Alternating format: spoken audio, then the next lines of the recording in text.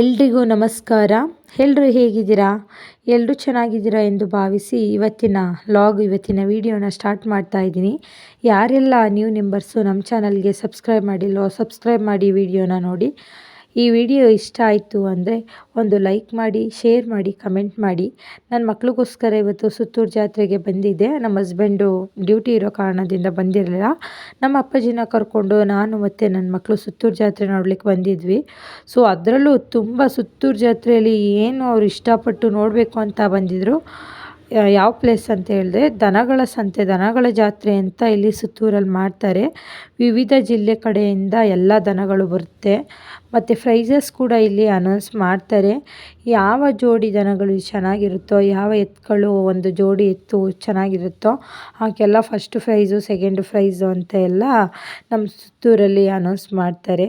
So ನನ್ನ ಮಕ್ಳಿಗಂತೂ ತುಂಬ craze, ದನಗಳಂದರೆ ತುಂಬ ಇಷ್ಟ. ಸೊ ನಮ್ಮ ಹಸ್ಬೆಂಡ್ ಮನೇಲೂ ಕೂಡ ದನಗಳು ಸಾಕಿದ್ದಾರೆ. ನಮ್ಮ ಅಪ್ಪನ ಮನೇಲೂ ಕೂಡ ರೈತ ಆಗಿರೋದ್ರಿಂದ ಅವ್ರ ಮನೇಲೂ ದನಗಳು ಸಾಕಿದ್ದಾರೆ. ಸೊ ಇವ್ರಿಗೂ ಕೂಡ ಸ್ವಲ್ಪ ಒಂಥರ ಕ್ರೇಜು, ದನಗಳಂದರೆ ತುಂಬ ಇಷ್ಟ. ಸೊ ಅದನ್ನು ನೋಡಲಿಕ್ಕೆ ಮನೆಯಲ್ಲೇ ಹಠ ಮಾಡಿಕೊಂಡು ನಾವು ಕೂಡ ಹೋಗಬೇಕು, ಅಲ್ಲಿ ಯಾವ್ಯಾವ ರೀತಿ ಹಸುಗಳು, ದನಗಳು ಯಾವ್ಯಾವ ರೀತಿ ಬರುತ್ತೆ ನಾವು ಕೂಡ ನೋಡಬೇಕು ಅಂತ ಹೇಳಿ ಬಂದರು. ಇಲ್ಲಿ ನೋಡ್ತಾ ಇರ್ಬೋದು, ಇದು 2 ಜೋಡಿ ದನಗಳು. ಇದು ಗಂಜಾಮಿಂದ ಬಂದಿರೋದು. ತುಂಬಾ ಚೆನ್ನಾಗಿದೆ. ಅದು ನಂಗೆ ತುಂಬ ಇಷ್ಟ ಆಯಿತು. ಆದರೆ ಅದು ಕೊಂಬು ನೋಡಿ ನನಗೆ ತುಂಬ ಭಯ ಆಯಿತು. ಏನಪ್ಪ ಎಷ್ಟು ಉದ್ದ ಇದೆ ಕೊಂಬು, ಇದು ಎಷ್ಟು ಶಾರ್ಪ್ ಇದೆ ಅಂತ. ನನ್ನ ಮಗ ಬೇರೆ ದೊಡ್ಡವನು ಮುಂದೆನೇ ಹೋಗ್ತಿದ್ದ, ಬೇಡಪ್ಪ ಹಿಂದೆ ನಿಂತ್ಕೊಂಡು ನೋಡು ಅಂತ ಹೇಳಿ ನಿಲ್ಸ್ಕೊಂಡು ತೋರಿಸ್ತಾ ಇದ್ವಿ ನಾವು. ಸೊ ಸುತ್ತೂರು ಜಾತ್ರೆ ಅಂತೂ ಪ್ರತಿ ವರ್ಷವೂ ಅಷ್ಟೇ ತುಂಬಾ ಅದ್ಧೂರಿಯಾಗಿ ನಡೆಯುತ್ತೆ. ತುಂಬಾ ಜನಸಾಗರ ತುಂಬಿರ್ತಾರೆ ಅಲ್ಲಿ. ಒಂದ್ಸಲ ನೀವು ಕೂಡ ಬಂದು ವಿಸಿಟ್ ಮಾಡಿ ಸುತ್ತೂರು ಜಾತ್ರೆಗೆ. ಹಲವಾರು ಊರಿಂದ ದನಗಳನ್ನ ತಗೊಬಂದು ಇಲ್ಲಿ ಕಟ್ಟಿದ್ದಾರೆ. ಸೊ ಒಂಥರ ಹೆಂಗೆ ಕ್ರೇಜ್ ಅಂದರೆ ಅವ್ರಿಗೆ, ನಮಗೆಲ್ಲ ಒಂದೊಂದರಲ್ಲಿ ಇಂಟ್ರೆಸ್ಟ್ ಇರುತ್ತಲ್ಲ, ಅದೇ ಥರ ಅಷ್ಟೇ ಅವ್ರಿಗೆ ದನಗಳು ಕ್ರೇಜ್ ಅಂದರೆ ತುಂಬ ಚೆನ್ನಾಗಿ ಸಾಕಿರ್ತಾರೆ. ಅವಕ್ಕೆ ಏನೇನು ಫುಡ್ಡು ಬೇಕು ಡೈಲಿ ಅದೆಲ್ಲ ಕೊಟ್ಟು ಎಷ್ಟು ಚೆನ್ನಾಗಿ ಸಾಕಿದ್ದಾರೆ ನೋಡಿ. ಅದೊಂದು ಪ್ರಾಣಿನ ಸಖತ್ತಾಗಿ ಸಾಕಿದ್ದಾರೆ. ಇಲ್ಲಿ ನೋಡ್ತಾ ಇರ್ಬೋದು ನೀವು. ನಾವು ಅವ್ರಿಗೆ ಅದೇ ಕ್ರೇಜ್ ಇರುತ್ತೆ ಪಾಪ. ಅಲ್ಲಿ ದನಗಳು ತೊಗೊಬಂದು ಕಟ್ಟಿದಾರಲ್ಲ ಅವ್ರಿಗೆಲ್ಲ ಒಂದು ಕ್ರೇಜು. ನಾವು ಹೆಂಗೆ ಮನುಷ್ಯರು ಫುಡ್ಡೆಲ್ಲ ತಿಂತೀವಿ, ಅದೇ ಥರ ಅದಕ್ಕೆ ಹಸುಗಳಿಗೆ, ದನಗಳಿಗೆ ಯಾವ ಥರ ಫುಡ್ ಕೊಡಬೇಕು, ಏನು ಕೊಡಬೇಕು ಎಲ್ಲ ಗೊತ್ತಿರುತ್ತೆ. ಅದೆಲ್ಲ ಕೊಟ್ಟು ತುಂಬ ಚೆನ್ನಾಗಿ ಸಾಕಿದ್ದಾರೆ.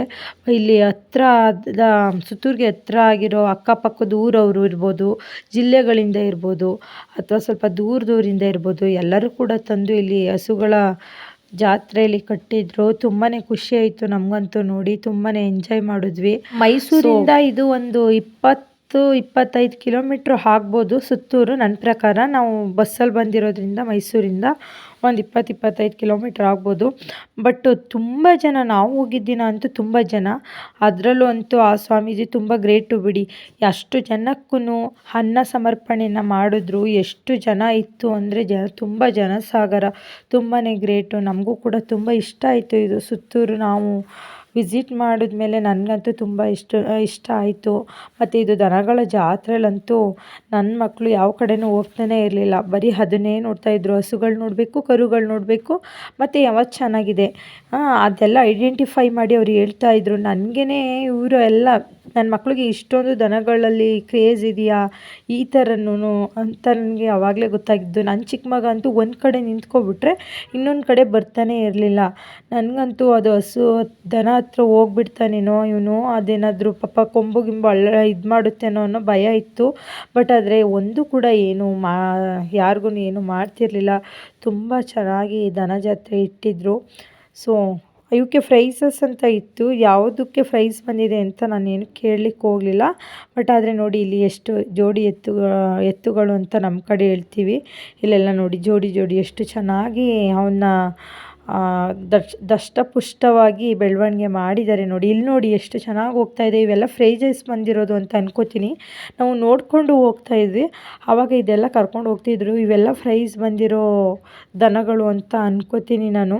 ನಮ್ಮ ಅಪ್ಪಾಜಿ ಹೇಳ್ತಾಯಿದ್ರು ಇವೆಲ್ಲ ಪ್ರೈಸ್ ಬಂದಿರೋ ದನಗಳು ಅಂತ. ನನಗೂ ಕೂಡ ಸರಿಯಾಗಿ ಮಾಹಿತಿ ಗೊತ್ತಿಲ್ಲ.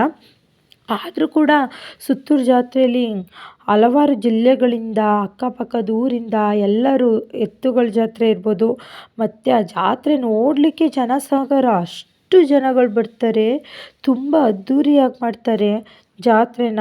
ನನಗಂತೂ ತುಂಬ ಖುಷಿ ಆಯಿತು. ಆಮೇಲೆ ಫುಲ್ಲು ಸುತ್ತಾಡೋ ಅಷ್ಟರಲ್ಲಿ ಸುಸ್ತೇ ಆಗಿಬಿಡುತ್ತೆ, ಅಷ್ಟು ಜನಸಾಗರ ಮತ್ತು ಅಷ್ಟು ದೊಡ್ಡ ಊರದು ಸುತ್ತೂರು. ಬಟ್ ಎಕ್ಸಿಬಿಷನ್ ಎಲ್ಲ ಇತ್ತು, ತುಂಬ ಅದ್ಧೂರಿಯಾಗಿ ನೋಡಿದ್ವಿ. ನಮಗೂ ಕೂಡ ತುಂಬ ಇಷ್ಟ ಆಯಿತು. ಇದೇ ಫಸ್ಟ್ ಟೈಮ್ ನಾನು ಅಂದರೆ ಮೈಸೂರಲ್ಲಿ ಅವ್ರದ್ದೇ ಸಂಸ್ಥೆಯಲ್ಲಿ ಓದಿದ್ರು ಕೂಡ ನಾನು ಜಾಸ್ತಿ ಏನು ಬಂದ್ರೂ ದೇವಸ್ಥಾನದ ಹತ್ರ ಬಂದು ದೇವ್ರ ದರ್ಶನ ಮಾಡ್ಕೊಂಡು ಊಟ ಮಾಡ್ಕೊಂಡು ಹೊಂಟೋಗ್ತಿದ್ವಿ. ಎಕ್ಸಿಬಿಷನ್ಗೆಲ್ಲ ಹೋಗಿರಲಿಲ್ಲ. ಇಲ್ಲಿ ನೋಡ್ತಾ ಇರ್ಬೋದು ಜನಗಳಿಗೆಲ್ಲ ಪಾಪ ಅವರು ಎಷ್ಟು ಜನ ಬಂದರೂ ಊಟ ಇಲ್ಲ ಅಂತ ಹೇಳಲ್ಲ. ಹೆಂಗೆ ಎಷ್ಟೇ ಜನ ಬಂದ್ರೂ ಕೂಡ ಅಲ್ಲಿ ಅನ್ನ ಸಮರ್ಪಣೆ ಮಾಡ್ತಾ ಇದ್ರಲ್ಲ, ತುಂಬ ಗ್ರೇಟು. ನನಗೆ ತುಂಬ ಖುಷಿ ಆಯಿತು. ಒಮ್ಮೆ ಎಲ್ಲರೂ ಕೂಡ ಸುತ್ತೂರು ಜಾತ್ರೆಗೆ ವಿಸಿಟ್ ಮಾಡಿ ಅಲ್ಲಿ ಎಕ್ಸಿಬಿಷನ್ ಇರ್ಬೋದು, ದೇವಸ್ಥಾನ ಇರ್ಬೋದು, ದನಗಳ ಜಾತ್ರೆ ಇರ್ಬೋದು ಎಲ್ಲನೂ ಕೂಡ ನೋಡಿ ತುಂಬ ಎಂಜಾಯ್ ಮಾಡಿ. ಜನಸಾಗರ ಅಲ್ಲಿ. ನನಗಂತೂ ತುಂಬ ಖುಷಿ ಆಯಿತು. ಇದೆಲ್ಲ ನೋಡಿ ನನ್ನ ಮಕ್ಳಿಗೂ ಕೂಡ ತುಂಬ ಖುಷಿ ಆಯಿತು ಅನಿಸುತ್ತೆ. ದನಗಳ ಜಾತ್ರೆ ನೋಡಲೇಬೇಕು ನಾವು ಅಂತ ಅಂದ್ಕೊಂಡು ಬಂದಿದ್ದರು. ಅವ್ರಿಗೆ ದನಗಳ ಜಾತ್ರೆ ನೋಡಿದ್ರು. ಫೈನಲಿ ನಾನು ಲಾಸ್ಟು ದನಗಳ ಜಾತ್ರೆ ಮುಗಿಯೋ ದಿನ ಹೋಗಿದ್ವಿ. ಏನಂದರೆ ಅದ್ರ ನಾಳೆ ಹೋಗಿದ್ರೆ ದನಗಳ ಜಾತ್ರೆ ನೋಡ್ಲಿಕ್ಕೆ ಆಯ್ತಿರಲಿಲ್ಲ. ಸೊ ಅದನ್ನು ತೋರಿಸ್ಕೊಂಡು ಮನೆ ಕಡೆ ಹೋದ್ವಿ. ಈ ವಿಡಿಯೋ ಇಷ್ಟ ಆಗಿತ್ತು. ಈ ವಿಡಿಯೋ ಏನಾದರೂ ಇಷ್ಟ ಆದರೆ ನಿಮಗೆ ಒಂದು ಲೈಕ್ ಮಾಡಿ, ಶೇರ್ ಮಾಡಿ, ಕಮೆಂಟ್ ಮಾಡಿ. ನಮ್ಮ ಚಾನಲ್ನ ಸಬ್ಸ್ಕ್ರೈಬ್ ಮಾಡೋದನ್ನ ಮರಿಬೇಡಿ. ಮತ್ತು ಒಳ್ಳೆ ವಿಡಿಯೋಂದಿಗೆ ಸಿಗ್ತೀವಿ. ಅಲ್ಲಿವರೆಗೂ ಟೇಕ್ ಕೇರ್, ಬಾಯ್. ನೋಡ್ತಾ ಇರ್ಬೋದು ನೀವು ಎಷ್ಟು ಚೆನ್ನಾಗಿ ಹೋಗ್ತಾ ಇದ್ದಾವೆ ಹಸುಗಳೆಲ್ಲ, ಎಷ್ಟು ಚೆಂದ ಇದೆ ಅಂತ. ಒಮ್ಮೆ ನಮ್ಮ ಸುತ್ತೂರು ಜಾತ್ರೆ ಜನವರಿ ತಿಂಗಳಲ್ಲಿ ನಡೆಯುತ್ತೆ ಪ್ರತಿ ವರ್ಷವೂ. ಎಲ್ಲರೂ ಕೂಡ ಹಲವಾರು ಜಿಲ್ಲೆಯಿಂದ ಬಂದು ಹೆಚ್ಚಿನ ಸಂಖ್ಯೆಯಲ್ಲಿ ಭಾಗವಹಿಸಿ ಸುತ್ತೂರು ಜಾತ್ರೆ ಎಂಜಾಯ್ ಮಾಡಿ. ಬಾಯ್.